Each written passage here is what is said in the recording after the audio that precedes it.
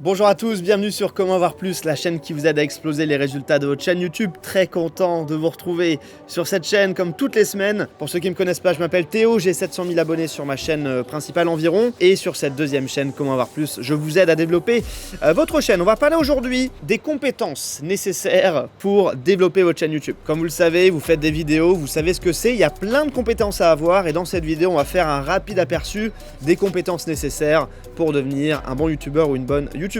La première compétence pour moi c'est bien cerner le marché, donc vous devez effectivement bien cerner votre marché et choisir le bon type de chaîne. Par exemple, si vous avez 5 compétences, vous êtes très fort au tennis, vous êtes très fort en marketing, vous êtes très fort en anglais, vous aimez la technologie et vous aimez également, je sais pas, les voitures, et bien votre première compétence ça va être de bien choisir votre marché, sur quel thème vous allez faire votre chaîne YouTube, quel est le thème qui vous plaît le plus et en même temps quel est le thème le plus lucratif. Par exemple, sur le thème des jeux vidéo, c'est un thème sur lequel j'ai entre guillemets réussi puisque j'ai 700 000 abonnés sur cette chaîne de jeux vidéo. J'ai pu générer pas mal d'argent au fur et à mesure des années, mais c'est un thème qui n'est pas très lucratif, il y a beaucoup de concurrence. Et donc forcément, la première compétence à avoir pour devenir un bon youtubeur, une bonne youtubeuse, c'est de bien cerner son marché et de lancer sa chaîne YouTube sur le bon domaine. Donc vous devez effectivement prendre en considération vos compétences, votre passion. Est-ce que vous êtes plus passionné par tel ou tel sujet? Est-ce que c'est un marché où vous pouvez récolter de l'argent? Si vous faites des vidéos sur les cryptos ou sur la bourse, forcément, les gens qui vont regarder vos vidéos vont avoir entre guillemets plus d'argent que sur une chaîne de jeux vidéo, puisque ce sera plutôt des ados. Donc ça pour moi c'est la première compétence. La deuxième compétence, c'est une compétence qu'on n'apprend pas à l'école, c'est d'être un bourrin. C'est tout simplement de passer à l'action massivement. Beaucoup de gens vont dire oui mais moi je suis perfectionniste, oui mais je suis le syndrome de l'imposteur. C'est pour ça que je vous dis que passer massivement à l'action c'est pour moi l'une des meilleures compétences et ne pas avoir peur. Voilà, n'ayez pas peur. C'est vrai que moi quand j'ai lancé ma chaîne en 2013, j'avais 17 ans. Salut les gars, comment ça va? Alors j'espère que ça va pour vous. Alors, j'ai une astuce pour vous aujourd'hui. Bah voilà, j'avais absolument aucune peur de ce que les autres vont penser, aucune peur de rien du tout. Et c'est vrai que ça m'a aidé à développer ma chaîne et c'est pour ça qu'aujourd'hui la chaîne a marché. Parce que j'ai pas eu peur pour la lancer et j'ai pas eu peur de tenter d'autres concepts. Troisième point, tout ce qui est dev perso, mindset, productivité. Alors j'ai englobé tout dans le même point, mais c'est une compétence effectivement très importante. Vous devez être très organisé, très productif. C'est quelque chose qui s'apprend, effectivement. Le petit conseil que je peux vous donner, c'est vraiment d'avoir une vue de ce que vous faites, de traquer ce que vous faites. Par exemple, vous êtes en train de travailler, vous pouvez effectivement traquer ce que vous faites avec des logiciels. Vous pouvez prendre un bout de papier et dire ok, je commence à 14h à faire le montage, à 15h il faut que ce soit fini. Il y a plein d'astuces comme ça.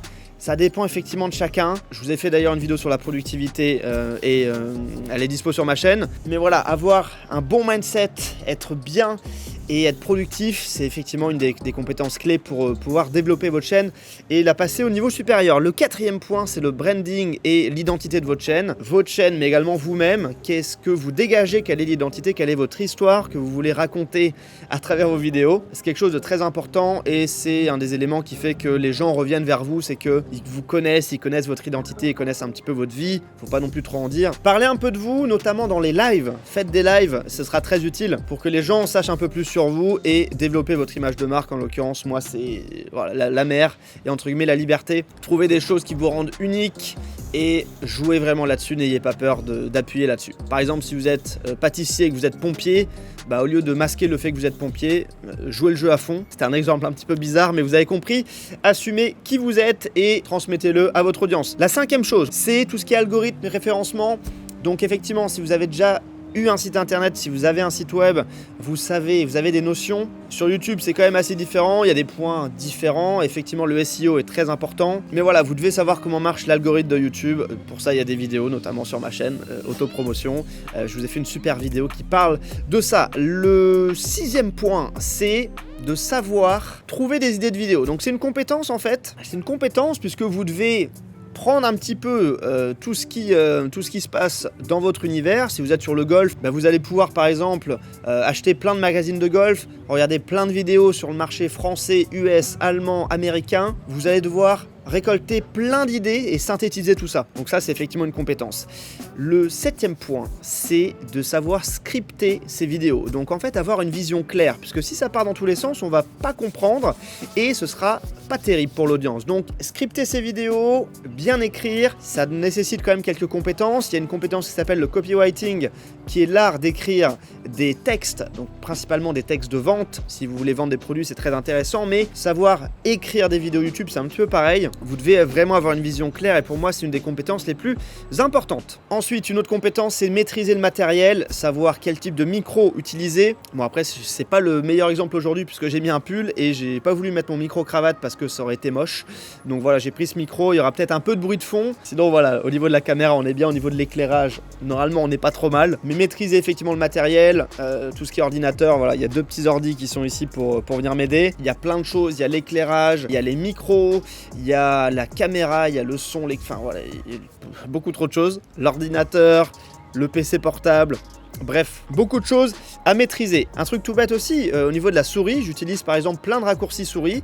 Un raccourci pour mettre entrée sur ma souris. Ça me sauve énormément de temps au quotidien et vous ne devez jamais sous-estimer le temps que vous pouvez gagner sur des petites actions en fait. On peut se dire oui mais bon, voilà, je gagne une demi-seconde à chaque fois. Ouais mais tu fais l'action 10 000 fois par mois donc ça te sauve pas mal de temps. Ensuite, une autre compétence, c'est le tournage et la prestance à l'oral. Alors, ça se travaille. Le fait d'être à l'aise, de ne pas rater ses tournages, de ne pas recommencer 50 000 fois ses prises, c'est quelque chose qui s'apprend.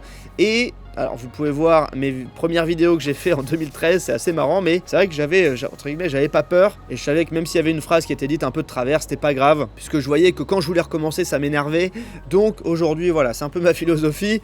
J'ai un script qui est bien écrit, j'ai quelques points clés, et ensuite j'explique ça. C'est pas scripté mot pour mot, j'aime pas. Alors après, sur certaines vidéos, ce sera peut-être utile pour ma chaîne, des vidéos vraiment très détaillées. Mais voilà, soyez à l'aise à l'oral, n'ayez pas peur. Si vraiment ça se passe mal au niveau du tournage, vous faites une pause de 2 minutes, ça va vous économiser énormément d'énergie. Ça vous économisera également du temps, puisque vous allez moins refaire vos prises après. Et au niveau du montage, vous allez avoir moins de rush à couper. Donc faites une petite pause de 2 minutes, ça marche très bien. Prochain point à maîtriser, le montage. Alors là, c'est une de mes expertises. Comme je vous l'ai dit, j'ai une agence de montage et j'adore le montage. En fait, j'aime bien parce qu'on peut vraiment être très efficace en ayant conscience des bonnes pratiques, des bons raccourcis clavier. On peut devenir vraiment un monstre. Je ferai sûrement des vidéos où j'invite un monteur et où on essaie d'être le plus rapide et voilà, ça peut être sympa des petites vidéos comme ça, challenge à 2. Dites-moi ce que vous en pensez, ou alors un monteur pro versus un monteur amateur, ça pourrait être très sympa. Mais c'est vrai que moi, le montage, j'en ai fait vraiment une de mes compétences phares, j'ai envie de dire.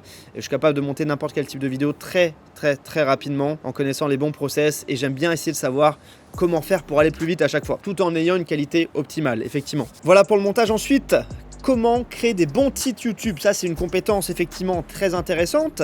C'est pas une compétence à l'arrache, hein. C'est vraiment une compétence que vous devez bosser, trouver les bons mots pour accrocher le spectateur. D'ailleurs, vous le savez peut-être, mais j'ai une liste d'idées de vidéos et de titres qui se trouvent en description et vous allez du coup avoir plus de 100 idées de titres et des mots impactant en fait pour attirer vos spectateurs. Donc ça voilà, je vous le mets en description, c'est le petit instant promotion, mais voilà, les titres très importants. Tous les gens qui vont regarder vos vidéos vont regarder d'abord vos titres, donc effectivement c'est fondamental d'avoir de bons titres sur vos vidéos. C'est clairement du marketing, vous devez savoir quels sont les mots qui ont de l'impact. Ensuite, les miniatures et le graphisme. On tourne en extérieur, désolé pour les petits bruits. Donc au niveau des miniatures, effectivement vous devez maîtriser Canva, Photoshop. Vous devez savoir comment faire des miniatures, vous devez avoir votre recette à vous. Il y a plein de façons de faire des miniatures, effectivement. Trouvez la vôtre. Le petit conseil que je peux vous donner, c'est qu'il faut que ce soit clair. Si vous avez des choses qui sont écrites en trop petit, on va rien comprendre. Surtout que les gens regardent la plupart du temps sur mobile. Donc une miniature claire, il faut que le message soit clair et précis. Il faut aussi que la miniature ne vous prenne pas 20 ans. C'est vrai qu'il y a beaucoup de gens qui passent beaucoup trop de temps sur les miniatures. Donc trouvez un modèle que vous pouvez reproduire. Ça peut être la même police, les mêmes effets. Je vous détaille tout ça dans ma masterclass. Mais effectivement, faut pas que ça vous prenne 20 ans, faut pas que ce soit une partie, faut pas que ce soit un supplice de faire vos miniatures, faut que ça reste un plaisir. Donc trouvez des règles pour que ce soit rapide et que ça vous prenne pas beaucoup de temps. Pareil pour le graphisme, ça peut être utile si vous faites des posts sur Twitter, Instagram ou même pour votre bannière YouTube. Ensuite, il y a une compétence, il faut être très curieux, il faut être vraiment à l'affût de ce qui se passe en termes de tendance. Par exemple, si on prend les shorts sont très importants et vous devez absolument vous mettre sur les shorts ou sur le contenu TikTok ou les Reels Instagram parce que c'est à la mode. ça fait des vues énormes, très facilement. Donc vous devez en fait comprendre rapidement quelles sont les nouvelles tendances et analyser rapidement le marché. Par exemple, aujourd'hui, un restaurant qui n'aurait pas de page Facebook ou qui n'aurait pas de belles photos sur sa page, il peut quand même marcher, mais effectivement, ça aide d'avoir des belles photos, des bonnes vidéos. Donc vous devez effectivement vous adapter au marché. Et parfois, c'est très rapide. Les shorts sont apparus vraiment comme ça en quelques mois et vous devez vous adapter à ça. Ça marche pour toutes les tendances, je parle pas uniquement des shorts. Ensuite, au niveau de la monétisation, donc ça c'est une autre compétence, vous devez savoir, vous devez avoir le sens entre guillemets du business, vous devez savoir comment monétiser vos vidéos, comment monétiser votre audience en leur donnant effectivement des conseils, mais sous quelle forme vous monétisez. Est-ce que vous allez faire un groupe privé payant? Est-ce que vous allez vendre des prestations? Est-ce que vous allez vendre du coaching? Est-ce que vous allez faire des conférences? Est-ce que vous allez faire des placements de produits? Désolé pour le petit klaxon encore une fois. Donc vous devez maîtriser cet aspect monétisation et pour ça vous devez, pour moi, connaître des entrepreneurs, essayer de vous rapprocher de certains, prendre des avis à droite à gauche et effectivement essayer d'élargir votre culture un petit peu business pour savoir qu'est-ce que vous pouvez vendre effectivement sur votre chaîne YouTube ou qu'est-ce que vous pouvez faire grâce à votre chaîne YouTube. On prend l'exemple de la pâtisserie. Si par exemple j'ai une chaîne avec 1 million d'abonnés sur la pâtisserie, croyez-moi, je vais essayer d'ouvrir ma franchise très rapidement ou alors d'ouvrir ma première boutique. On prend l'exemple de Lena Situation. Je me suis dit, je vais jamais prendre l'exemple parce que tout le monde le prend, mais Lena Situation, grâce à sa chaîne, elle peut effectivement monétiser et elle peut faire d'autres choses avec. Elle peut créer un café, elle peut tout faire en fait. Elle peut absolument tout faire. Avoir une bonne chaîne YouTube vous permet de créer pas mal de choses parce que vous avez une audience. Et même si vous n'avez pas une chaîne avec des millions d'abonnés, même si vous avez 10 000 abonnés sur une niche, sur un domaine précis, c'est déjà énorme. Donc ne vous dites pas, c'est que pour les très très gros. Bien au contraire, ça marche aussi pour les petits YouTubeurs en termes de communauté, mais qui ont un grand impact sur leur communauté. Ensuite, une autre compétence, on va aller vite parce que la vidéo commence à durer. Bien analyser ses statistiques, donc aimer les maths, aimer les stats. Je suis un passionné de statistiques, ça me fascine, j'adore résoudre des problèmes, essayer de comprendre quel impact a cette statistique sur la vidéo, etc. Donc je suis un grand fan de statistiques, donc analyser les stats et être bon là-dessus pour comprendre pourquoi votre vidéo a marché. Il y a aussi un aspect psychologique. Ensuite, le marketing, psychologie, comprendre pourquoi les gens achètent, qu'est-ce qui fait que les gens cliquent sur votre vidéo, etc. Et le dernier point, être entrepreneur, c'est-à-dire bien savoir déléguer, bien gérer son temps, on en a parlé avant, mais voilà, être vraiment un entrepreneur qui voit long terme, c'est effectivement une bonne compétence. Maîtriser la compta, enfin voilà, maîtriser plein de choses, ça viendra au fur et à mesure du temps. Vous pouvez effectivement commencer en micro-entreprise si vous êtes en France, ensuite vous passez en société. Et le conseil général que je pourrais vous donner, ce serait effectivement d'échanger avec un maximum de créateurs, un maximum d'entrepreneurs. Ayez vraiment soif d'apprendre de tout le monde.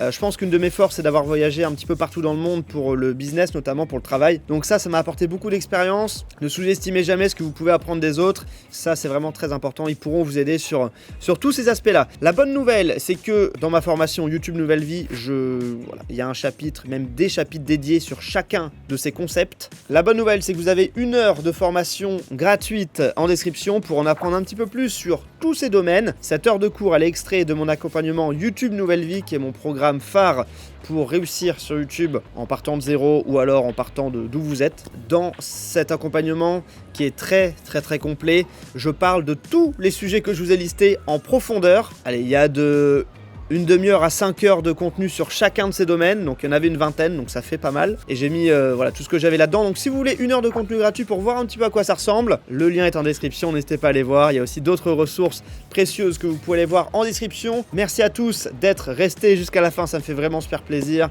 Mettez-moi en commentaire sur quel sujet vous avez le plus de mal et quel est le sujet que vous maîtrisez le plus. J'espère que la vidéo vous a aidé, c'était vraiment très très sympa de vous tourner ça et on se retrouve très bientôt. Ciao.